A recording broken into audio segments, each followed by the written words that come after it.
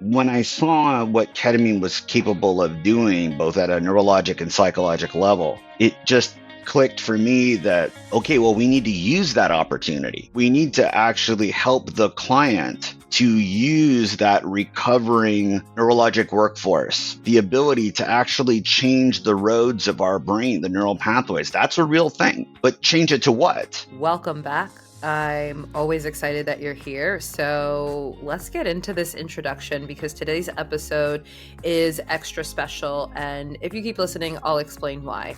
So I had the pleasure of speaking with Dr. Austin Harris. He is a cardiothoracic anesthesiologist and the founder of NeuroRelief Ketamine and Infusion Therapy in Sherman Oaks, California. And this is one of those conversations where I felt like we entered into a vortex of a disillusion of time and space. Honestly, the whole episode and the whole recording felt really psychedelic to me. It felt like there were synchronicities. It felt like there was a lot of synergistic energy. And it felt like we were just building on each other's energy in a way that just made the episode build higher and higher and higher. We covered so many topics. I mean, Dr. Austin Harris has 17 years of experience in anesthesiology. So he's talking about titrating doses live time as clients are in their ketamine experience. I've never heard of such a thing. Usually it is here's the dose. It's set for infusion therapy, by the way. It's set and it's administered and then it comes down. He's talking about tweaking the medicine as the client's in it. He's talking about doing infusions. You know, the national standard is like 40 to 60 minutes. He's talking about doing 2 to 4 hour infusions, which I have previously only heard of doing for chronic pain or pain management or CRPS, basically anything to do with pain. So he's doing something that I have never heard of with ketamine. Not that I've heard of everything. That's why we have this show. That's why we have this platform. And that's why we have so many amazing guests to share so many different perspectives, because there are so many perspectives. And I'm feeling really energized by all the different perspectives. And this one was no exception to that rule. You know, the model that Dr. Austin Harris shared with us is innovative, it's mindful, it's personalized.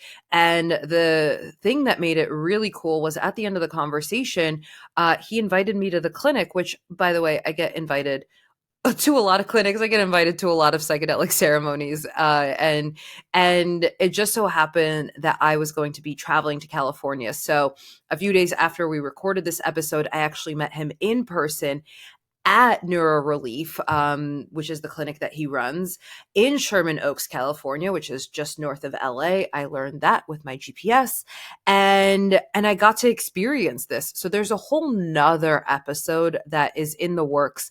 At the time of this recording, this just happened about a week ago. So I want to take my time with integration. I want to take my time to land.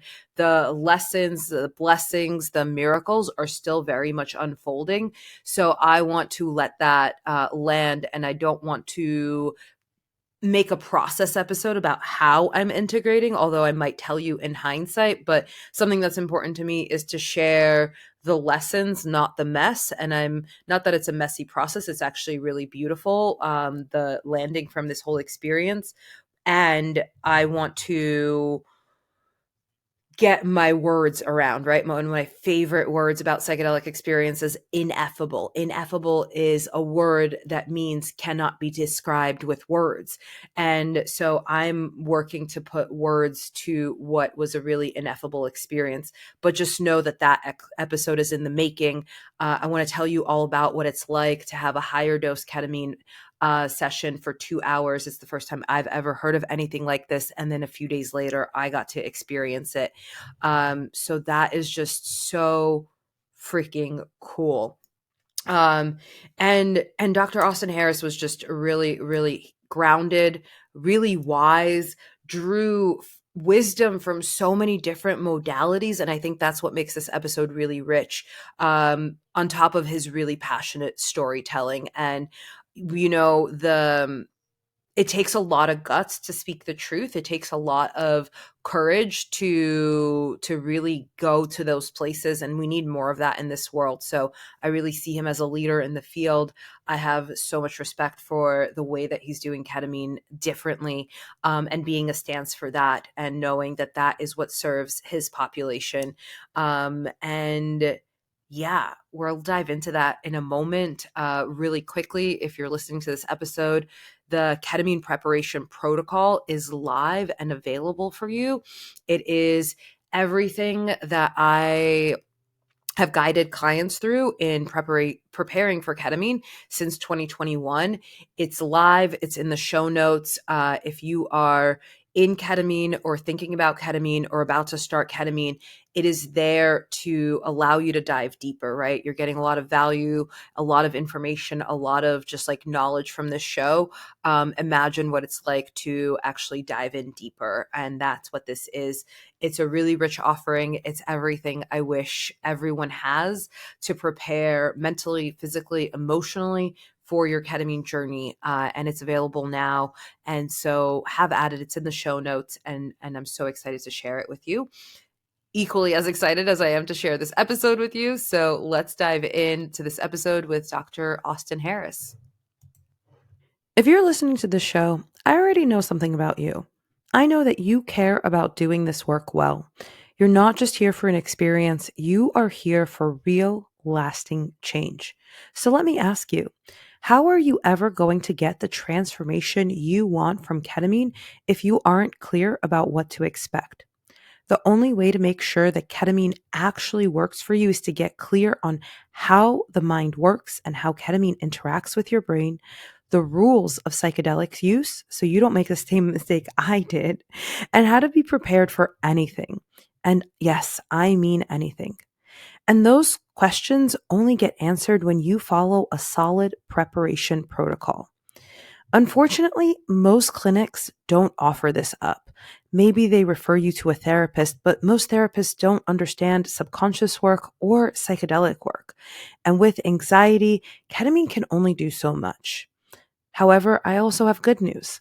That is exactly why I created the ketamine preparation protocol. It is a simple 3-step process to help you feel safe, supported, ready, and yes, able to trust the process so that your journey is powerful and life changing, not left up to chance. Go ahead and visit the link in the show notes and get yourself prepared, whether you've already started ketamine or are going to soon. All right, back to the show. Welcome to Ketamine Connections. I'm so excited you're here. Well, thank you so much for having me. All right, as we talk before we hit record, every episode starts with the same question. If you can go back and tell the you before you started all this anything, what would you tell them? I would tell myself, have faith, that choosing to follow my heart, what felt right, was the right thing to do, and that focusing on healing others heals ourselves. And, it really is doing this work the way that we do it here at this clinic, which is really unique, but doing this from such a personal, um, just sort of human experience really, I think, has made me an even better husband, father, um, calmer, more grateful person during the day. It really helped me appreciate everything that, I get to experience. Are you suggesting that it's all connected? No. Yes. Are you suggesting that, like, right, that we're not these segmented humans that have like work life, personal life, family life, etc., that it's actually all influencing one another? 100%. 100%. In Say fact, that's more. one of the basic ethoses of the work we do here. Yeah, say more about that. It's underpinning, the integrated approach that we have at NeuroRelief that, when we're trying to help someone else heal, we're working with them, as an equal. And it's not the standard, healthcare model of like, is this doctor that comes in for 5 minutes and then like, oh, check some boxes and leaves. But like working the way we do here, where, my relationship with each client, I'm not like their therapist or anything like that, but just a human being with experience, a resource, and I talk with them a lot. I get the opportunity to pre and post integrate with them before and after every ketamine infusion. um, they and I sit together for about an hour and a half, sometimes 2 hours, for an intake consult that goes over a lot of things, and it's me listening and then adding some structure, some intent, to sort of refine their relationship with their experience that they're going to have for their first one. Um, and that continues throughout the program, and even afterwards. In fact, every client has my cell phone number in their back pocket 7 days a week as that guide and support system, because it is a powerful process, right? Often decades or lifetimes in the waiting, and that's an incredible amount of emotional processing, of oscillation, and that's something we all experience, right? No day is like one note. No week is like all the same sort of emotional, components and balance. And, for myself personally, I do this work now because of what it helps me to be, what it helps me to do, how it reinforces more positive patterns, and intentions, and sort of relationship between myself and the world around me that I don't think I had a very good basis in prior to, I would say, 8, 9 years ago. And, there was just sort of this um, very fortuitous sort of period of my life where it felt like I need to do this for a lot of different reasons. And then I'm just so grateful that that courage came, and that it felt right, because it hadn't been something that I think I would have done before. Um, but the circumstances created sort of the need for that. And then by working with people this way, it's really helped me to grow and heal from a lot of my own life and what I have been through, starting at a young age. So, as I often say to people, it's more of a sponsor sponsee relationship. It's people collaborating in a shared space where they both are getting a lot out of that, and it has nothing to do with money or finances. It's just human beings. Yeah, I'm reminded, I think so much of my journey has been finding inspiration through inspirational quotes. So I feel like I'm like this library of inspirational quotes. And there's two that are coming to mind right now.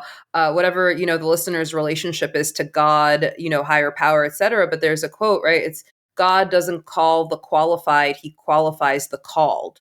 Right. And so you felt the calling and you stepped into that, right? Like you're saying that 8, 9 year journey, and that reminds me of the second quote that there's one of my quotes that I live and die by is it's not about the goal, it's about who you become in the process. Right. And so before we hit record, you were talking about how NeuroRelief has like world class service. And I'm looking at everything that you listed as far as what you offer. I mean, even the little bit you've shared just now of like, I'm sorry, an MD sits down with a patient for an hour and a half to 2 hours and has their cell phone number. Like that is a new earth, that is Not a that is thing. not 3D Yeah. reality in the USA 2025. That is above and beyond. So yeah, just like knowing that like that you offer so much in the work that you do, and like that list, I was just like, oh my God, and they do this and they do this and they do this, just like reading everything that you offer. So why don't you tell the listener? Because I think a lot of the listeners that I'm interacting with of this show there's two things that they're really getting from this show. One is um, the variety of the ways to consume ketamine and how to interact with it. And then two, like how to advocate for themselves, right? And so I think any listener could learn a lot from the model that you guys are offering. So why don't you tell us? Happy to. Thanks so much. So, that was a big You covered a lot of topics in that ask, so I'll try to take them one at a time. Um, the first thing is that when it comes to NeuroRelief's really unique programs, and they are unique, as I've looked around, and it doesn't seem like anybody, and I know why, but it doesn't seem like anybody is including as much methodology, structure, support, guidance, attention to detail, and purposeful intent. And that's because, that takes a lot of investment of overhead and time and emotional bandwidth. And I'll be honest, it's not a super profitable endeavor to offer 10 times um, the substance, which is what we're doing in all of our programs. It's not a very scalable business model. I would say our margins are probably much lower than any other place out there, but it's an absolute joy. Um, and as I started to touch on it, our approach, our very unique approach, really sort of spawned from a lot of the work that I was doing for myself. And then, having been someone who had delivered ketamine to patients for 17 years now. So my advocacy, understanding, and delivering of ketamine was, long before this was sort of, as we discussed, cool. Yeah. And so just following that passion coincided with, okay, I need to do a lot of work on myself. How am I going to do that? you know and there's so much information and misinformation, and it's very confusing. So I know what a client out there who's struggling with depression, anxiety, PTSD, chronic pain, even substance and alcohol abuse or something like that, I know that they're getting bombarded with a gazillion different options. Their doctor or initial therapist have their own opinions, and a lot of this is sort of, I think, old think, in terms of sort of this cookie cutter road of what mental health or chronic pain or SA recovery, what's that supposed to look like. You have these sort of establishment complexes around that are very rigid, and you know for me, there was a happy marriage between mindfulness, mindful meditation, mindful CBT, and intentional coaching, therapeutic coaching versus sort of the standard model of psychotherapy, which is sort of the kind of reductionist vent and validate model, which fills out a therapist practice very quickly. But in terms of being able to inject nuance and practical intent for the client to actually invest in their own life functionally, it seems to be lacking. So when I saw what ketamine was capable of doing, both at a neurologic and psychologic level, it just clicked for me that, okay, well, we need to use that opportunity, right? We need to actually help the client to use that recovering, neurologic workforce, right? The ability to actually change the roads of our brain, the neural pathways. That's a real thing. But change it to what? And, what I found, and again, it just married with what I guess I had already explored for myself, was in mindful technique, which includes both meditation, mindful CBT. That's not true CBT. It's all thoughtless, but it's externally focused, sight, sound, taste, touch, smell, tangible right here, right now, one of those stimuli at a time, and then a subconscious, thoughtless, but very open emotional transference between what is we call the heart, the subconscious, the higher self, whatever, and that very narrow focal point, right? And then what you're curating is a subconscious processing state, which is what all of the conditions that I just listed lack, right? The roads of our brain were mostly built when we were young, about 95%.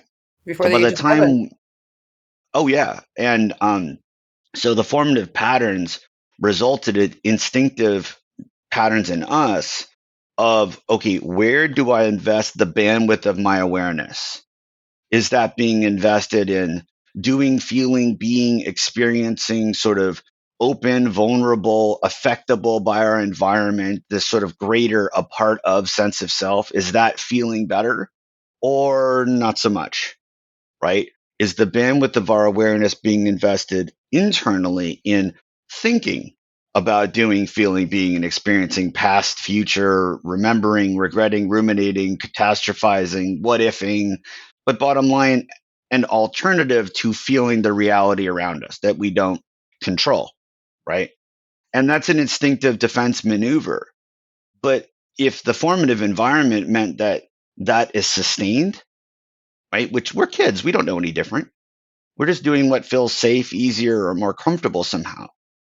Then the roads of our brain are going to be reinforced to beget that, right? It's so infuriating. This is the part of, like, trauma or, like, subconscious formation that for me is just it reminds me of, again, sorry, another one-liner, right? Carl Jung, "Until you make the unconscious conscious, it will rule your life, and you will call it fate." And so it's the function of the subconscious mind. The subconscious mind doesn't have the same hierarchies, it doesn't have the same preferences as our conscious mind.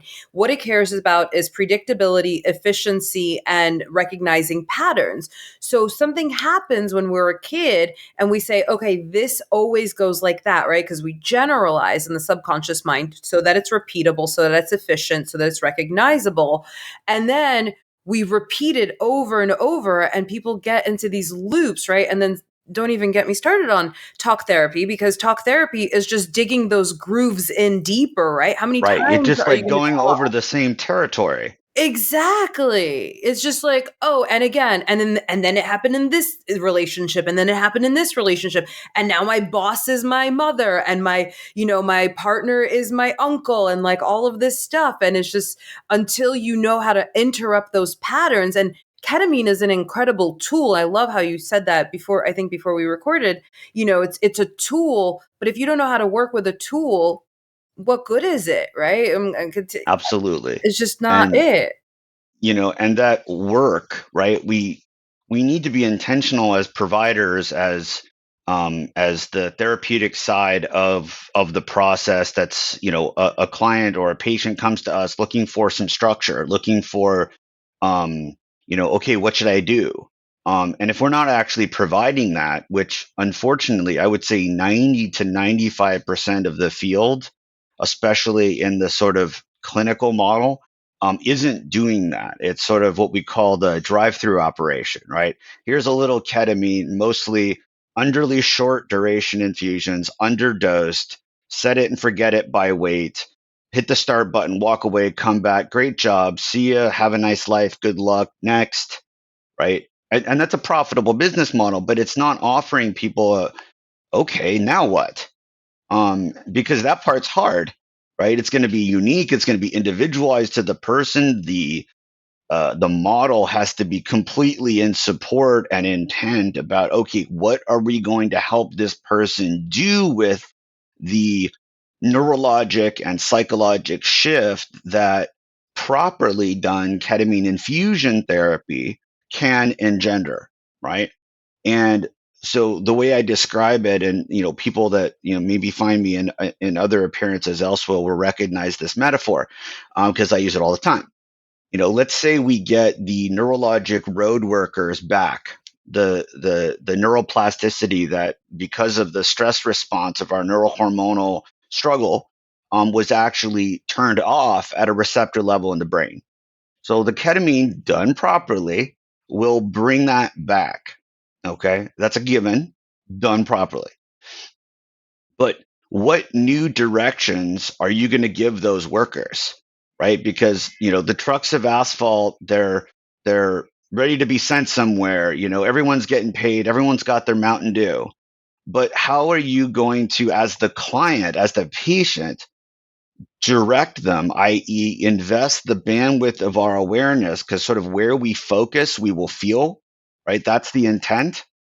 How do we direct those workers to reinforce different roads than the only instructions we've ever known how to give? right? And so if as the provider, as the caregiver, as the one they're coming to try to get assistance, if we don't create that intent, if we don't create the simplicity and the structure and the support so that they can do that for themselves, then you're not actually building something new, right? You may feel a temporary sort of psychological relief, but that's going to be sort of like give them a fish, feed them for a day. It's not going to be something that they're going to develop as a new personal, both neurologic, psychologic, personality, decreased defense mechanisms and intentional sort of behavioral or investment approach that's actually going to pay off sustainable dividends for themselves in real life. That's what we do, though. So, all of our programs, whether they're for mood, pain, or essay recovery, are all mindful and integrated. In other words, every single client is trained, guided, and supported in a very specific and customized guided mindfulness meditation program, a mindful CBT exercise program, and certified integration and recovery coaching with one of our professionals over Zoom. And all of these folks we're talking really high functioning professionals with not just a coaching certificate from somewhere, but subspecialty interest and official certification in, let's say, internal family systems, parts work, somatosensory experiencing modality, um, applied mindfulness, male and female, right? Because that matters for a lot of folks, and that's okay. And then this is the okay, I'm investing that shift that the ketamine's offering me as an opportunity into new practical functional patterns in sort of the relationship between myself and the world around me. And it's in that relationship that those three categories of conditions are struggling, right? And to be able to build that bridge, to build that sense of inherent faith and trust and reward and now new positive feedback cycle with our sensory immediate environment, not our thoughts, but just what's real, what's here, um, was actually the way human beings were always supposed to operate and always used to operate until very recently in our history. So mindful technique really is just, you know, a scientific way of capturing how our brain is actually meant to function and how we can rebuild that for ourselves. It's so funny. It reminds me, so my background is hypnotherapy, and it reminds me of this really funny joke that we have, like, it's our little joke inside the field that we have clients that, a lot like ketamine, hypnosis is kind of like, it's not people's first line of action, right? If someone's feeling a certain way, like, people come to us, whether it's, ketamine, hypnosis, subconscious reprogramming, it's like they've tried all the normal muggle things and then they end up in our offices, right? And so the joke with hypnotherapists is, people come to us and they know exactly why they are the way they are, and they could sit there, right? And I used to have more patience for this, but like like as we're talking here, it's like there is harm every time you repeat a story, but you let someone just like kind of talk, right? And you're just like, and then this happened, and my childhood, and my parents, and my ancestral line, and this, and this, and this. And then you just let them go through all that. And then you go, okay, and how do you want to feel? And then you just watch Right. their brain haywire of like, whoa, no one's ever asked me that. Right? Of just here's the highway of like least common resistance, right? Every day at 9 o'clock, I sit in traffic and I get upset. Every day at 3 p.m., I hate my job and I want to quit. And it's like we get the chemical impulses from those stressful thoughts, right? And it's like we're on this highway, right? We're just like, it's from the moment we wake up, it's like a downhill slope. We're just like And we've downhill been skiing. trained this way by modern Totally. culture. We've got Absolutely. about 5 or 6 generations of parents, children raised increasingly by children. So we don't really we from birth nowadays we're getting many ways the opposite of what all human children used to get, like forever for a million years. And the animals we evolved from are still doing it, right? And then what we're doing now is this. It's almost like it's intentional, like this sort of from every direction this limbic system motivated sort of stress response, right? And what does that do? It at an instinctive level, it makes us all feel like we do have to withdraw our bandwidth, right? And that's why things like social media and cell phones become so addictive, because it's like, well, this is just easier. This feels safer. I'm in control of what I get to feel here. And that's an extremely dangerous pattern to reinforce, because we are not in control. We don't actually even control our own thoughts, even though it seems that way, right? We're not supposed to think that we control the world around us. We're not supposed to think we want to. It's supposed to be wondrously uncontrollable.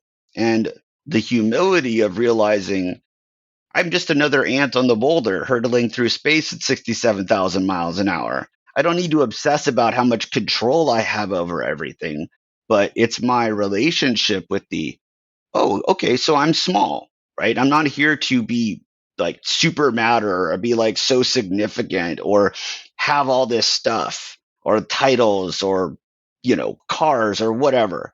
That's not why I'm here. I'm just here, and I'm here for a short time, hopefully a good time, but not a long time. Right. And it's actually our smallness. That's why humility is so important. It's our Yeah. acceptance of the proportion that this is supposed to be small and insignificant, and all this, is our resource. This is our sense of self. This is our sense of being alive, of what our life is. And it's, these aren't my numbers, but I repeat them often.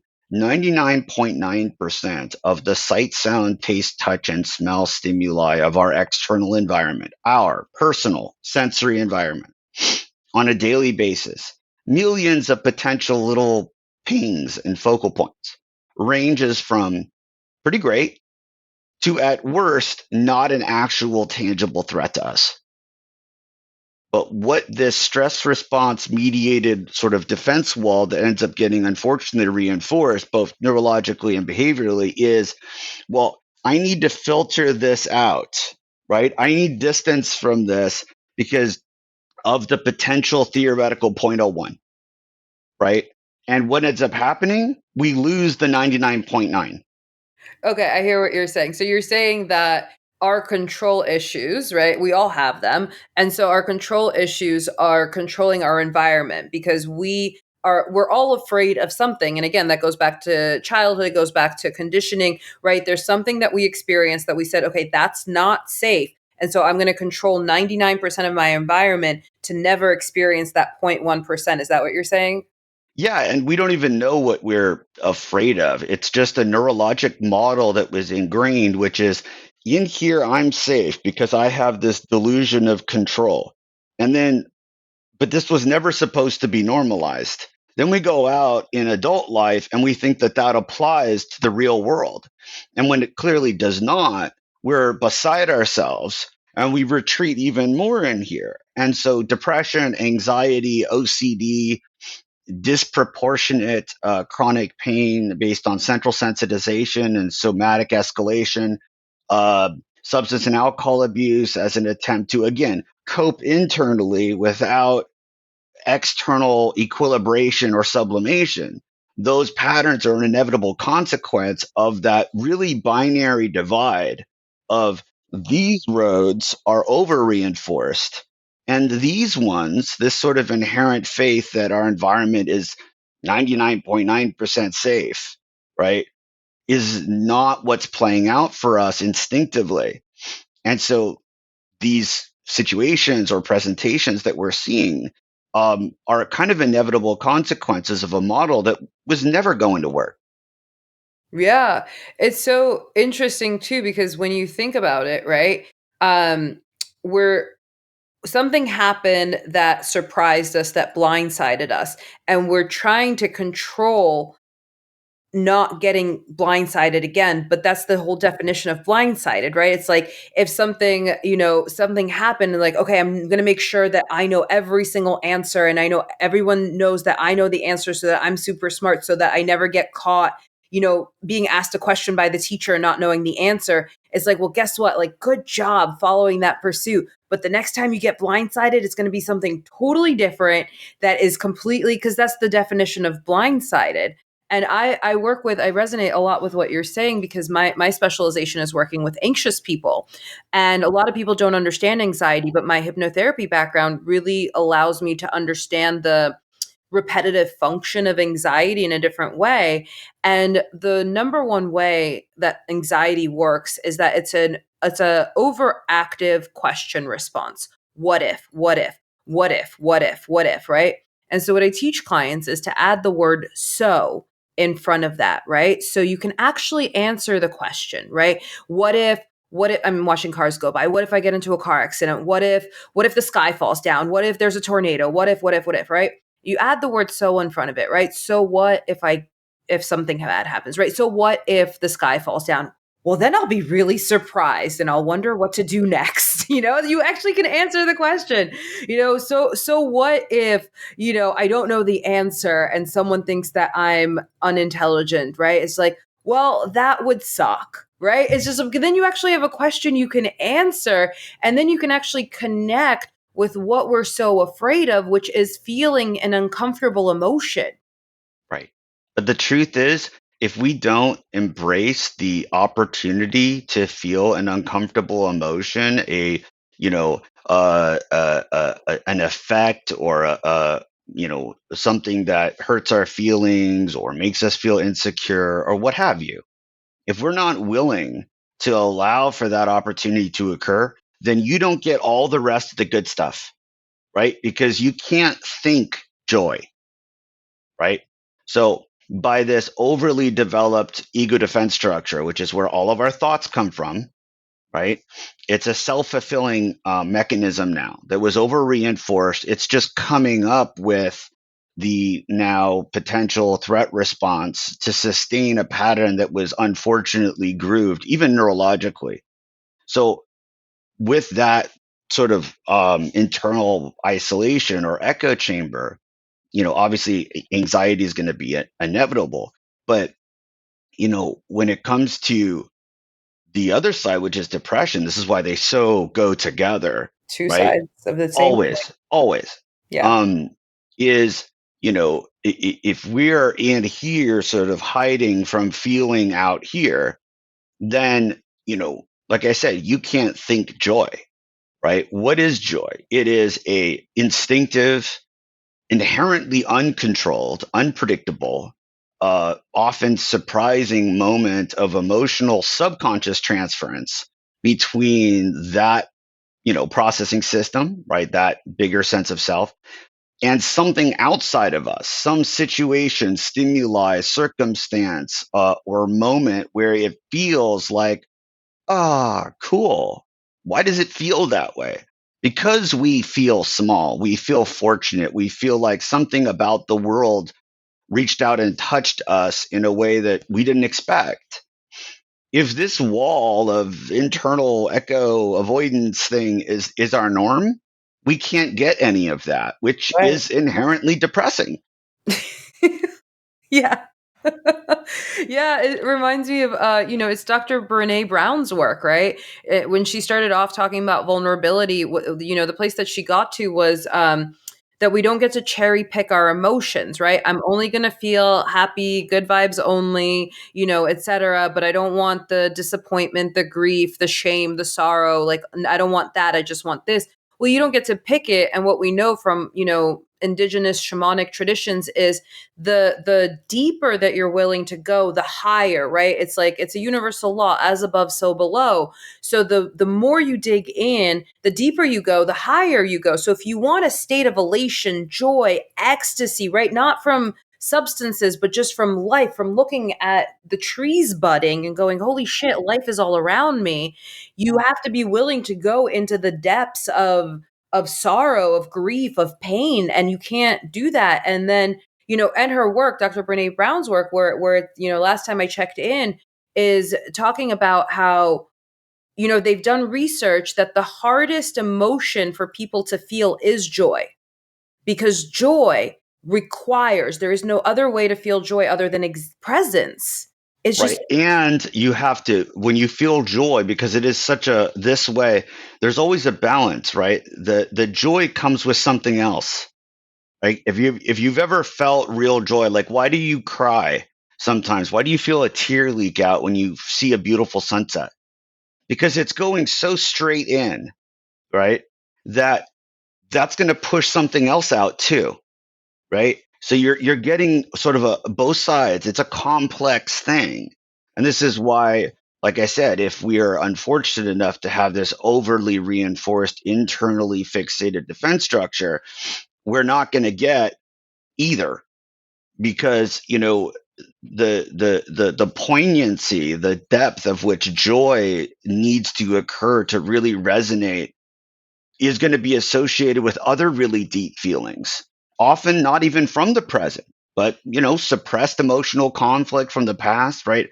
And that's what a subconscious processing moment is. It's a two-way street, right? There's a receiving and there's also a releasing, right? There's an equilibration that it's occurring in that moment. Like looking at a picture of my family, everybody else looks at that and they go, "Aw." But for me, it's so much more complex, right? I feel the love, the joy, the fear, the insecurity, the transference going back to what never can be fully resolved emotional conflict from my messed up childhood. And, all that is sort of moving in that uncontrolled experience of feeling. And this is why I work with a client and I say, listen, we don't control what we feel, okay? But we do have power. And this is such an important point. We have the power most of the time to invest in the stimuli or the direction that we will feel with, right? So, you know, uh, our bandwidth, which evolutionarily we have an intentionally limited bandwidth to our awareness, so that where it's invested, there's opportunity cost, right? There's now intent to our awareness, and that's very important. Um, well, we just need to use that intent wisely. So let's say we feel like, we're in a store and someone says something that's hurtful to us. Okay, well, we now have three choices. Are we going to sit there, become myopic on that? And every 100% of our bandwidth is now ruminating and resentful and upset about that? Okay, now that's all you're feeling. Super. Or the other sort of more immature coping strategy, which is, well, I'm just out. I'm not even here anymore. I'm like disassociating. I'm off in some other thinking reality, so I'm not feeling what this is. Well, you also have no more bandwidth now available to invest in the other 99.9% of the present that would feel better. Great. So the more emotionally mature and intentional way is, it's okay to feel for a second. You don't even have to have a conversation with yourself about it. Just be like, oh, and then shift, right? Stay present, but shift the focus, into some other sight, sound, taste, touch, or smell focal point. And now fully feel that. And what happens? That new thing, it just pushes the last thing through, right? And that's our power to choose where we're going to feel with. And if we don't choose with intent to be out here, what's going to happen for too many of us is the old default of unfortunate reinforcement is going to pull that bandwidth in here, right? So that's what our program's about, building that external faithful intent of feeling. right. Because the feeling is exactly what I want to talk about is that, if we talk about emotions, emotions is energy in motion, right? And what most people don't know is that emotions only have a life cycle in the body of 60 to 90 seconds. Exactly. And so what you're talking about is if something happens, right? Someone says something and it triggers, right? It activates. I like the word activate more than trigger because triggers Yeah, used me too. in the I don't wrong like the way. trigger word. Yeah, Yeah, it's just used wrong. Most people don't know what it is, but they're I using agree. it every other All sentence. the time. Yeah. So someone says something and it activates something inside of me, right? And if I go myopic, as you were saying about that, then what I'm doing is something that's only supposed to be a point of information, right? And that information could be like, oh, I still am carrying around this old story. Oh, that wound is still open and someone just poked it and it hurts, you know? But now when I go myopic, I'm recreating it, right? So instead of just letting it pass through, now it's like it's going on Now for it's your hours and whole days. existence. Exactly. And same thing if I disassociate and I shoot out of it, you know, and that's like a lot of like our ADD, ADHD patterning is like, okay, this Yes. isn't safe to feel, so I'm going to shoot somewhere else. I'm going to I'm go off over there. somewhere else. Exactly. And then it's Yeah, I like then haven't you're met a child with ADHD that didn't have a messed up formative family structure. yeah, absolutely. I don't think it exists. Yeah, I've been It's diagnosed an just before adaptive school. mechanism. Yeah, it's an adaptive mechanism for sure for things that we're not taught to do, which is how to feel difficult emotions. Well, Yeah. guess what? You shoot out, what happens? The body says, "Oh, you're busy. Let me hold on to that for you." Now we have Hmm. people with chronic pain. Now we have all of these other disorders because we're shooting out. Whereas what you're saying is like, okay, let this come up and then go, let me zoom out, which is also the physiological response to regulation, right?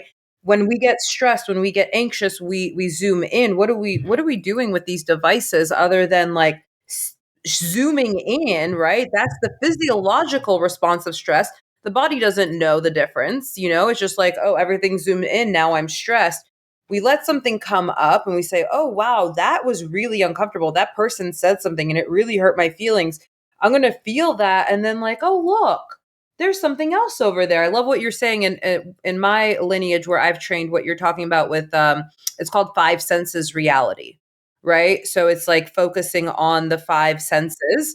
And it's just like, and what a great presencing technique, right? And then you're just like, okay, now I felt it and now I can move on with my day rather than like, I don't know how I feel about this. So I'm going to put it in a suitcase. I'm going to go home and I'm going to cancel all my plans and like sit here and like really dig in on this rather than going, oh, that was really uncomfortable and it sucked. Ouch. Okay, what else is in there in the world? The Buddhist had a great saying for this. They said we should be like an open box in a field, right? And sometimes sunshine and cherry blossoms fall into that box, and that's lovely. And sometimes it's rain and mud and ants and dead leaves, right? But no matter what, the last thing we want to do is shut the lid. Because if we do that, we've really harmed ourselves in two ways. Number one, um, now that's going to stay in the box, right? There's nowhere for that to go. And number two, we have cut ourselves off from any fresh flow, right? Anything that would come next, anything that would blow that through and replace it with something new. But even that for me is too passive because, like I said, our intent really gives us the power to choose where we focus. And, we can direct that. That's our superpower. It's not just all here or I'm out. I'm not even in the real anymore. There's a 99.9% other more substance based, better feeling, emotional resonance to be had with all these other stimulated focal points that I can get right now, Yeah. but from over here and Yeah. wash it through and you're back. Yeah. And it's literally a law in the brain, Hebb's law, where attention goes, energy flows. You want to set your attention towards I love that. misery, towards how that jerk like cut you off in traffic, like go right ahead. Or like you're saying, just let it flow, let it pass through. What do you want to feel? And it really, I've known this for over a decade at this point, but putting it into practice and just saying like, yeah, that over there really sucks and that over there is really painful. But I'm going to focus on this other thing, and what we know is that what we focus on grows because we have mechanisms in the brain. We think 70,000 thoughts a day. We receive over 1 million pieces of input a day from our external environment with technology and things like that. Your brain is not focusing on everything. Your brain is focusing on that which you deem important. If you deem your depression, your, poor thinking, your childhood trauma, if you say that's what's important, your brain's going to go, I got you, boo. Here you go. Here's more of that. Here's a terrible boss. Here's a shitty, gas station attendant. Here's like all of this. You set your attention to, I'm just going to go out there and see how much smiling I can do today. And all of a sudden, the world's smiling back at you, and it feels like a miracle, but it's the mechanisms in the brain that are here to, your brain is never going to make you a liar. Your brain is always here to make you honest and say, and you say, the world sucks. The brain goes, "Hey, go watch the news. It sure does. You say the world is beautiful, and you go do some charity work, or you go to a park and you watch. This is my favorite. I'm outing myself. I love watching dogs run around at the park. I just like hang out there. I don't have a dog yet, but I just love watching them run around. And it's just like, it's so happy to watch these dogs run around, you know? Yeah, when I was a kid, it was just I used to sit and watch the ocean, right? I lived in San Diego, and so I'd hang out, it was sort of my safe place, and just sitting in front of that expanse was humbling, and it also put things in proportion of, yeah, I've got all these things that I'm feeling that are really challenging and hurtful, but there's more beyond this, and that gave me hope and inspiration. And watching the surfers catch waves, and people walk with their families, knowing that just because my personal formative environment and a lot of that, which is very, we imprint on our parents, right? We can't get away from that, so that's gonna go in, but that there's more but that, right? The life and what life has to offer us is far more than that which causes us trauma or grief. And keeping that appropriate level of proportion allows us not to become just all about that. And so, when we use ketamine, this is what the opportunity is, because, and this is why, I personally, I only believe in deep ketamine infusions, which is intentionally creating that state of ego disillusionment, versus oral, nasal, or intramuscular that don't have a neurologic evidence-based backing. The peak receptor saturation is actually very short, right? You feel something for a while, but it's only the peak that our brain deems as the legitimate duration, right? So our resistant neuropsyche is designed to shrug off new stimuli and signals and patterns as outliers. So if you really want to shift paradigm, we're going to have to overcome that resistance. And so that's why only infusions are the gold standard for actually inducing infrastructure change. You can potentially, in someone who's very highly trained and knows the client really well, utilize oral or intramuscular by timing the neurologic experience of the client with intentional therapeutic communication, right?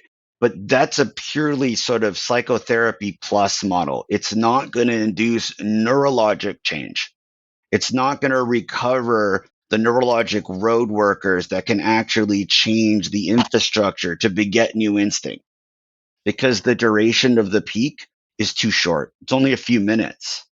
Whereas with an infusion, whether it's an hour, 2 hours, or 4 hours, for some central sensitization, chronic pain, or SA recovery programs, you're giving a loading dose, you're getting right up to that intentional ego disillusionment peak, and then constantly redelivering it to sustain it the entire time. That's a beyond exponentially different, what's called veracity in neuroscience talk, Yeah. likelihood that that person's brain is going to go, oh, you're serious, you actually Yeah. want me to do something about this, Yeah. okay, I'm Yeah. on board, right? Yeah. And so now we've got that opportunity, great. But my goal in my career, in what we're doing, is to hopefully nudge the field in the direction of what's really best for people. And also that we need to do more than just give ketamine. And, all the things that we're discussing right now are so, wonderful, but, you know, patients or clients, they need to feel that. And, it can't just be theoretical to them. I mean, we can talk with, our clients about these concepts, but at the end of the day, that doesn't beget change, right? They have to be able to apply this in some sort of tangible, personal, functional way to build new patterns. So, that's one of my goals, I guess you would say. Yeah, I like what you were saying. I've had someone who's personally experienced a high dose ketamine infusion that has that, like you overcome the threshold of the guardian of the mind and you sustain it. The way that I experience it is, when you're a little kid or, or an adult, doesn't matter, you spin in circles, right? You spin, spin, spin in circles. And then it's like the ketamine spins you in circles. Then you come out and you're like, wait, which way's up, which way's down, right? Now your life isn't making sense anymore. Now you're going, wait, why would I eat McDonald's? Wait, why would I call my ex? Like, wait, does that make sense? Right? It gives you enough of that disorientation that you actually start thinking about the actions that you were doing on automatic. And then with the right guidance, like you guys are supporting with the coaches, with the CBT, with the all the other support, the things that we touched on in this episode, where people are guided to make different choices, right? To actually think about what they're doing, then that's where the transformation happens. Yeah, wonderfully said. And, I'll take it a step further in terms of what is ego disillusionment. That's a really important thing that can only be accomplished with a carefully adjusted ketamine infusion, right? There's no other psychedelic compound that is able to achieve ego disillusionment and sustain it. 5-MeO-DMT can have a moment of ego disillusionment, but not sustain it. And so, what is that? And why is that so important? What is ego disillusionment? It basically means you're now outside the range of your own defense mechanisms to bother you, right? So, you actually cannot have a bad trip. Okay. And that's so important for people to understand that this is different. This isn't just another psychedelic when delivered in this way. And like what we do, we're adjusting the infusion moment by moment in real time during the actual infusion to neuropsychologic parameters. And those adjustments are felt by the client or the patient instantly because the half life of ketamine IV is only seconds versus hours for other delivery mechanisms or other psychedelics. So you have this incredible precision to be able to actually customize the experience for a unique person, right? With unique neurology, psychology, personality, defense mechanisms, metabolic tolerance levels, right? These are diverse in the population. You can do that in real time if someone knows what they're doing. But what's the point of that? The point of that is when we turn the ego off, this is the thinking, trying to control, defend, separate, buffer thing that we're so used to. What's left? Well, it's our subconscious. This is our best friend. It's a highly, infinitely wise supercomputer. It's a processing system that is so many orders of magnitude more intuitive and complex than our thinking thing. But we didn't reinforce the roads to trust and utilize and allow that because it's a vulnerable experience that we don't control. Okay. But it has two vital jobs. Number one, emotional guidance, right? It Intuition. knows, right? Yeah. It knows what is good for us and it's Yeah. never wrong. So it crunches all the data from the present, the past, on top of this sort of incredible code that we were born with, whether that's a billion years of evolution or sort of divine gift or somewhere in the middle, who knows? But we know that it's pretty perfect. Um, Given the opportunity, it crunches all those numbers and then generates an intentional feeling. And that feeling is designed to nudge or align us, right? If we will listen, allow, and go with that. And its other job is suppressed emotional conflict resolution, right? It's what all the older cultures before our very internally isolated, insecure model that we're operating on, they used to work together to let things out, right? To click over from, ego, defense, survive, suppress, override, right? To, okay, it's safe just to let that temporarily suppressed emotional conflict be going where it needs to go.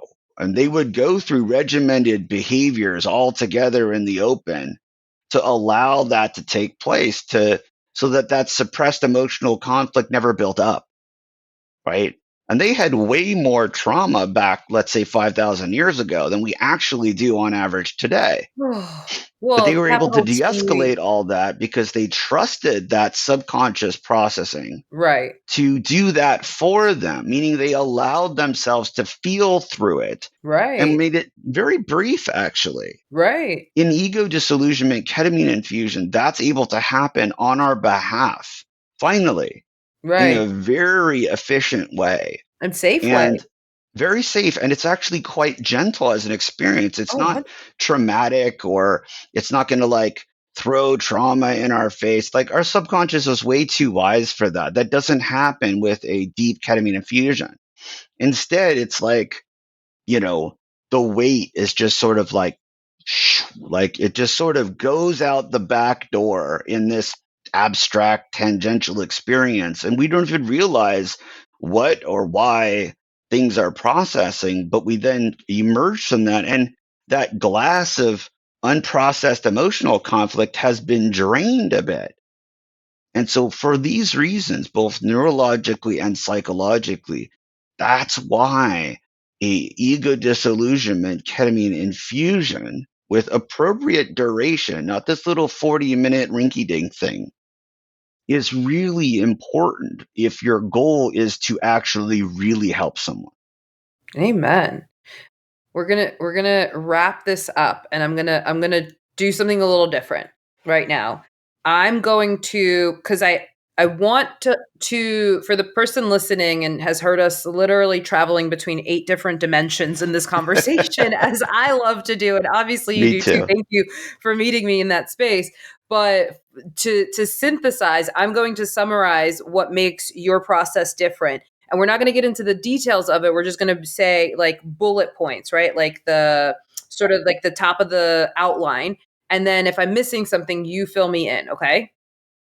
Okay. So it starts with a long 1.5 to 2 hour consultation with you where a client can actually have their questions answered. You're explaining the process, and what you might know that you're doing and they don't know what you're doing is that you're actually priming them that this is different, that something is going to change because we need that. We need that, like, hey, this is going to be different. So you're priming them for this is going to be different with a nice long consultation where you're not a doctor, you're more of a mentor, sponsor, you're a peer, right? Yeah, and we're also onboarding the mindful meditation and mindful CBT part of the program that they're going to be doing on their own.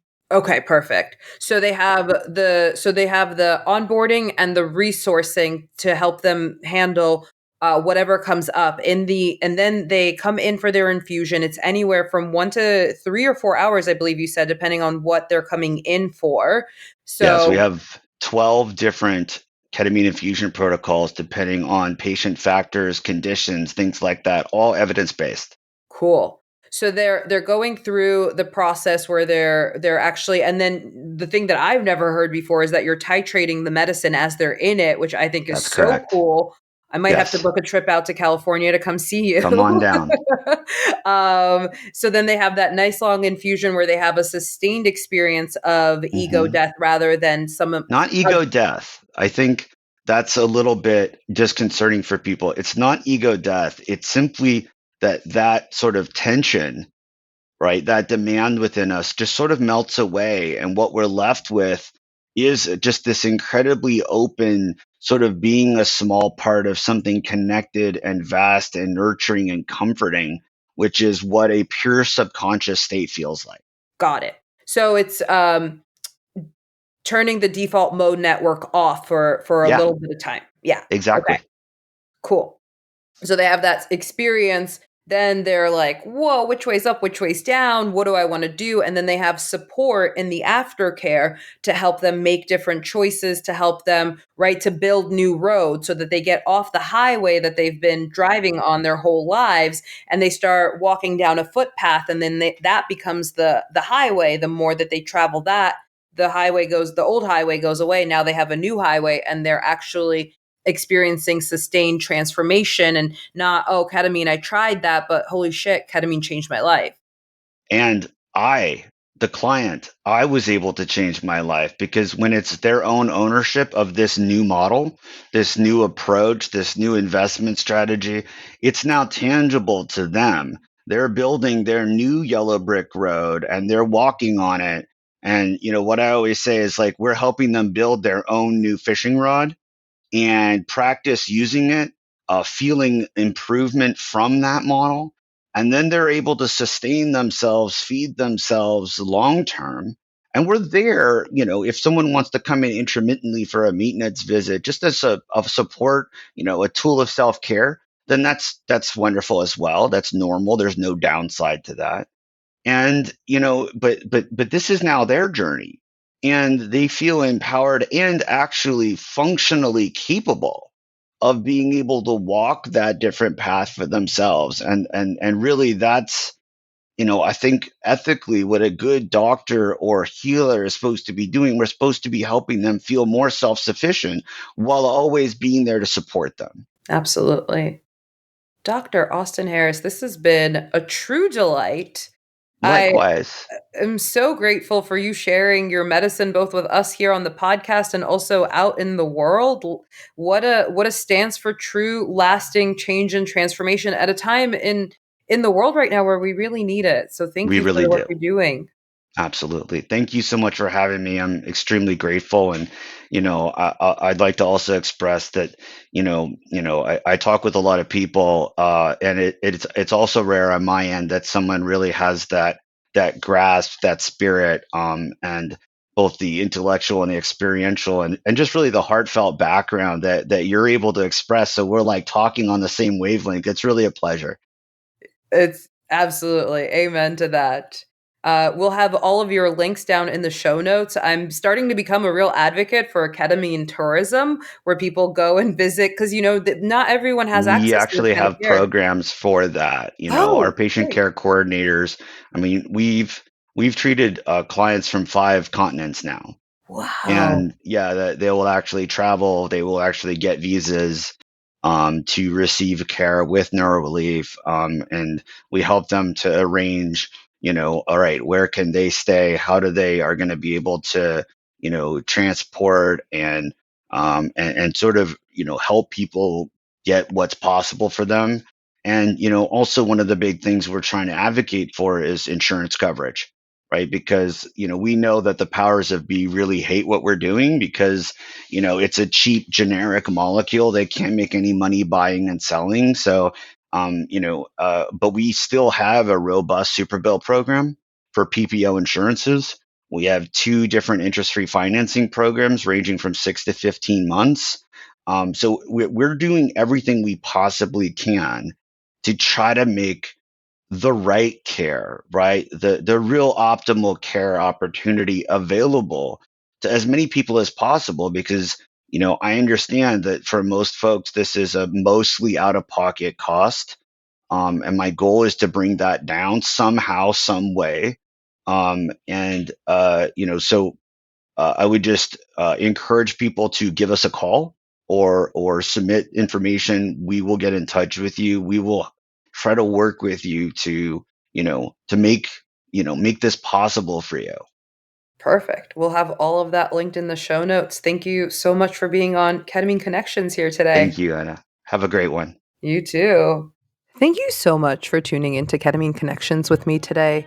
If this episode supported you, the best way to say thank you is by sharing it or leaving a review. And if you're enjoying the show and you want to connect more, I would love to see you on my newsletter. That is where I share behind the scenes insights, thoughtful guidance, and other parts of your ketamine journey. Never spam, always fun. And honestly, since getting kicked off of social media in 2024, it's where I share the real stuff. I share stories, tools, updates that I don't post anywhere else. So sign up at any of the links in the show notes and you'll be the first to know when I'm hosting live Q&A or when I'm doing other fun things that are not available anywhere else.